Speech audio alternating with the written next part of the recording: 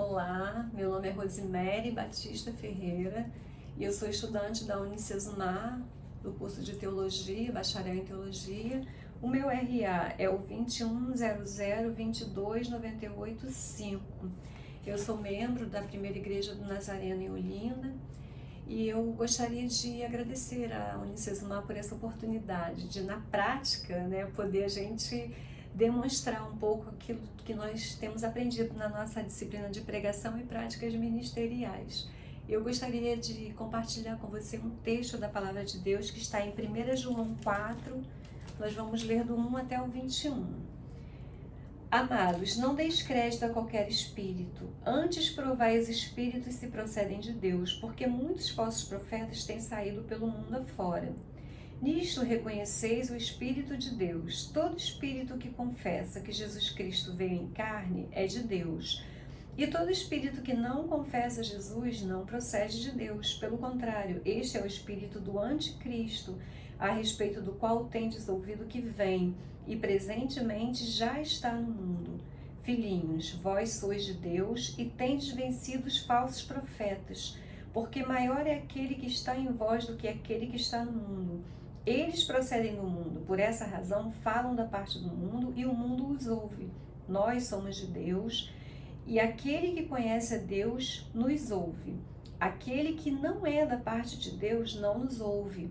Nisto reconhecemos o espírito da verdade e o espírito do erro. Amados, amemo-nos uns aos outros, porque o amor procede de Deus, e todo aquele que ama é nascido de Deus e conhece a Deus. Aquele que não ama não conhece a Deus, pois Deus é amor. Nisto se manifestou o amor de Deus em nós, em haver Deus enviado seu Filho unigênito ao mundo para vivermos por meio dele. Nisto consiste o amor, não em que nós tenhamos amado a Deus, mas em que ele nos amou e enviou o seu Filho como propiciação pelos nossos pecados. Amados, se Deus de tal maneira nos amou, devemos nós também amar uns aos outros. Ninguém jamais viu a Deus. Se amamos uns aos outros, Deus permanece em nós e o seu amor é em nós aperfeiçoado. Nisto conhecemos que permanecemos nele e ele em nós, em que deu o seu Espírito. E nós temos visto e testemunhamos que o Pai enviou o seu Filho como Salvador do mundo. Aquele que confessar que Jesus é Filho de Deus permanece nele e ele em Deus. E nós conhecemos e cremos no amor que Deus tem por nós. Deus é amor, e aquele que permanece no amor permanece em Deus e Deus nele. Nisto é em nós aperfeiçoado o amor, para que no dia do juízo mantenhamos confiança, pois segundo ele é, também nós seremos neste mundo. No amor não existe medo, antes o perfeito amor lança fora o medo. Ora, o medo produz tormento. Logo, aquele que teme não é aperfeiçoado no amor. Nós amamos porque ele nos amou primeiro. Se alguém disser ama a Deus e odiar a seu irmão, é mentiroso. Pois aquele que não ama seu irmão a quem vê, não pode amar a Deus a quem não vê. Ora, temos da parte dele este mandamento: aquele que ama a Deus, ame também a seu irmão. Amém? Eu gostaria de falar a respeito dessa carta que João escreveu. A primeira carta de João, ela não demonstra explicitamente o seu escritor, mas os pais da igreja consideraram que João é o escritor, tanto da primeira, quanto da segunda, quanto da terceira carta de João. E essa carta, ela foi escrita provavelmente em Éfeso, lá já pelos finaizinhos de vida de João. A data dela é aproximadamente entre 80 e 95 depois de Cristo. E ela foi escrita para as igrejas que estavam ali próximas da Ásia Menor, onde atualmente é a Turquia. Havia ali um grupo de igrejas, então João estava mandando para ela essas cartas, porque essas igrejas elas estavam sendo expostas a alguns ensinamentos heréticos. Havia um grupo que havia participado da igreja e havia abandonado a fé. E aí esse grupo ele estava querendo de novo se infiltrar na igreja, só que agora trazendo ensinamentos diferentes daquele que os apóstolos estavam ensinando. esse grupo, eles não acreditavam que aquele Jesus humano, aquele que morreu pelos nossos pecados, que havia sido crucificado, que havia ressuscitado, era o mesmo Cristo, Filho de Deus. Eles não acreditavam que era a mesma pessoa. Eles achavam que o conhecimento de Deus deles era o correto. E eles queriam trazer esse ensinamento para dentro da igreja. Só que o comportamento que eles tinham não era um comportamento de acordo com a doutrina que eles pregavam. Eles pregavam que eles eram moralmente perfeitos, né? Eles eram os que sabiam de tudo. Então, eles queriam trazer para dentro da igreja esse comportamento. Só que eles tinham um comportamento pecaminoso, que ia contra, né, aquilo que eles pregavam. Então, João estava preocupado com a igreja. E aí ele vem escrevendo essa carta da primeira epístola para poder fazer o quê? Para fortalecer a fé dos crentes, né? Trazendo para eles à tona, lembrando a eles do Evangelho, que o Evangelho ele era uma vida de amor e uma vida de conduta ética e moral. Esses eram os preceitos de Deus, então o Evangelho deveria se expressar dessa maneira. Então João vem para poder dizer para eles estarem atentos a esses falsos ensinamentos. E essa carta de João, ela se adapta, né, à nossa realidade atual. Porque hoje ainda, né, se passaram milhares de anos, mas a gente ainda vê o mesmo comportamento. Algumas pessoas que têm se colocado como se fossem moralmente perfeitas, querendo ensinar na igreja coisas que se adaptam ao padrão que ela definiu. E muitas vezes esse padrão é fora dos preceitos de Deus, uma vida de pecado, uma vida de enganos, de mentiras.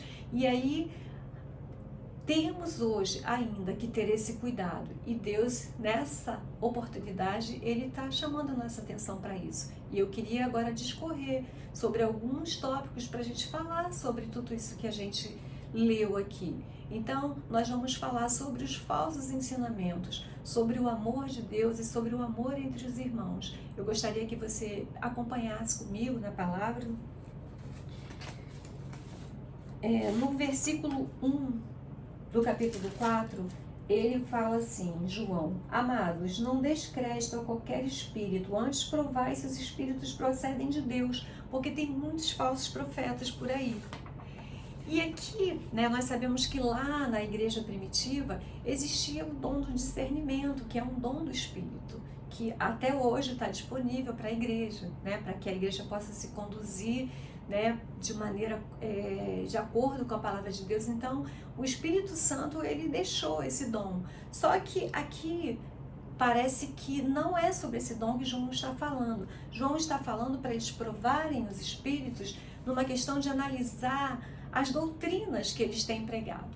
Então João vem ao longo do texto, vai dizer para eles que se eles pregarem que Jesus é Deus, se eles chegarem reconhecendo essa divindade do humano Jesus, então eles procedem de Deus. Se eles não reconhecerem, então eles não procedem de Deus.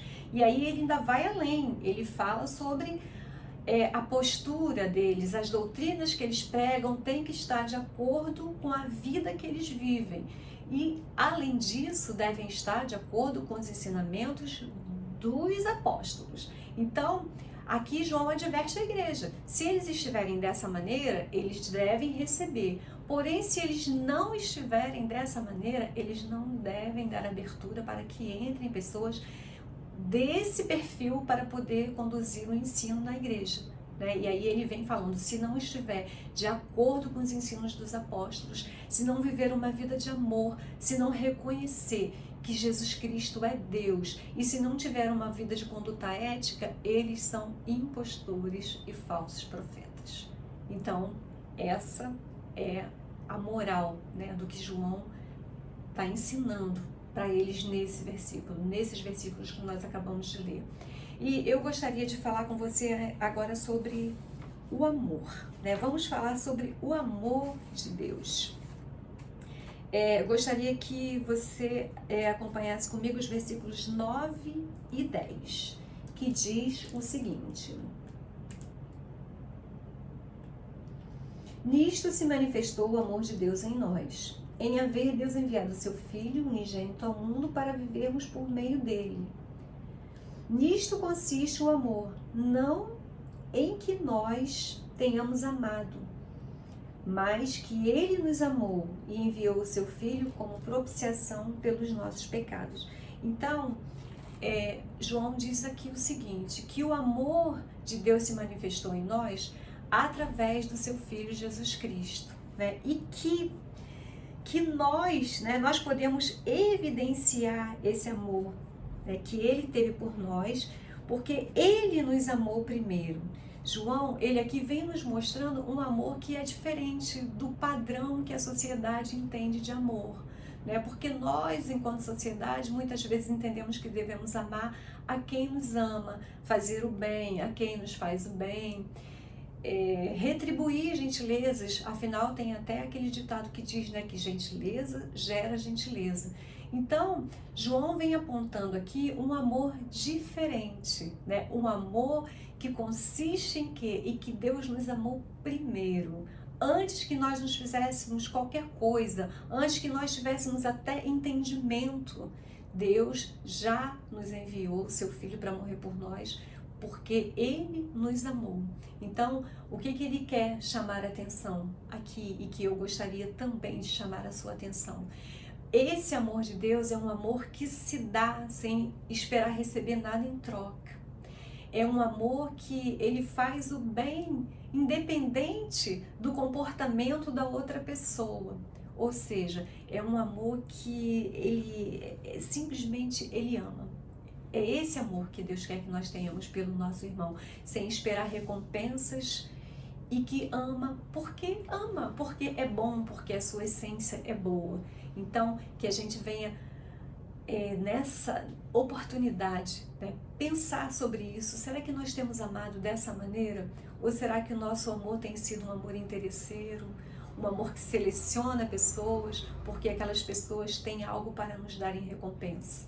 Que você possa meditar sobre isso nessa hora. Eu gostaria de falar agora, né, sobre o amor entre os irmãos. Nos versículos 11, 12 e 13, João declara que o amor com que Deus nos amou, devemos nos amar uns aos outros.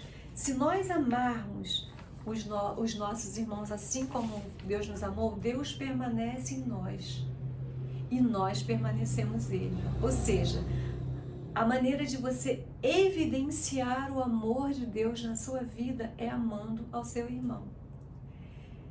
É preciso amar. Lá em 1 Coríntios 13, do 4 ao 7, são destacadas algumas características desse supremo amor de Deus, esse amor grandioso que Deus tem por nós. E aí vai dizer que é um amor paciente, ou seja, um amor persistente, um amor que não desiste de amar o irmão. Mesmo que haja diferenças, mesmo que haja contritos, né? Mesmo que haja atritos, não desista de amar o seu irmão, porque se você tiver um comportamento que não vai agradar a Deus, que não vai agradar a Jesus, ele não vai deixar de te amar, ele vai continuar te amando, porque o amor dele é grandioso e ele não está buscando recompensas para ele, mas ele simplesmente nos ama. Então, dessa maneira, nós devemos amar o nosso irmão. É um amor que é benigno, é um amor que não tem ciúmes, é um amor que não guarda mágoa, é um amor que é derramado em nossos corações através do Espírito Santo, é fruto do Espírito Santo. Então precisamos buscar esse amor. A única maneira de você evidenciar que o amor de Deus está na sua vida é amando o seu irmão. Que você possa nessa oportunidade pensar sobre isso. Que você possa deixar que o Espírito Santo entre no seu coração, sabe? E desperte você para isso. Se você diz que ama Jesus, você precisa guardar os seus mandamentos. Isso aí está escrito lá em João 14, 21. E o mandamento de Jesus é amor. 1 Coríntios 13, 13. Você vai encontrar que o maior mandamento é o amor. E para ilustrar esse amor de Deus, eu gostaria de de te contar uma história a respeito de um menino que ele tinha 8 anos. Esse menino, ele vivia num orfanato, ele tinha sido entregue para adoção quando nasceu. A sua mãe, ela era menor de idade, não tinha um apoio familiar, então não teve como proceder com ele, né? Não teve como ficar e infelizmente teve que entregá-lo para adoção. Ele tinha uma dificuldade física, ele era um cadeirante, até por isso ela não conseguiu absorver, né, aquela situação, entregou ele. E ele ficou ali no orfanato, já estava ali há 8 anos. Ele via que os seus amiguinhos, eles eram adotados, as famílias levavam os seus amiguinhos, mas ele não chegava a ser levado. E ali ele foi desenvolvendo um relacionamento de amor com seus cuidadores, ele amava eles e eles também o amavam, mas havia dentro daquele menino uma certa tristeza por aquela rejeição. E num determinado momento, num determinado dia, apareceu ali uma senhora muito distinta, uma senhora com um sorriso muito bonito, né? E chegou para aquele menino e tocou na sua cadeira de rodas. E aí falou assim para ele: Oi, você gostaria de morar comigo na minha casa? Você gostaria de ser meu filho? E aí ele olhou para ela muito intrigado e falou: Mas a senhora gostaria de me levar para sua casa? Eu vou precisar sempre de ser conduzido pela senhora, eu vou precisar sempre de ser levado para todos os lugares que eu for, eu vou precisar ser guiado. Eu não tenho condições de fazer isso sozinho. A senhora vai ter um problema para a vida toda.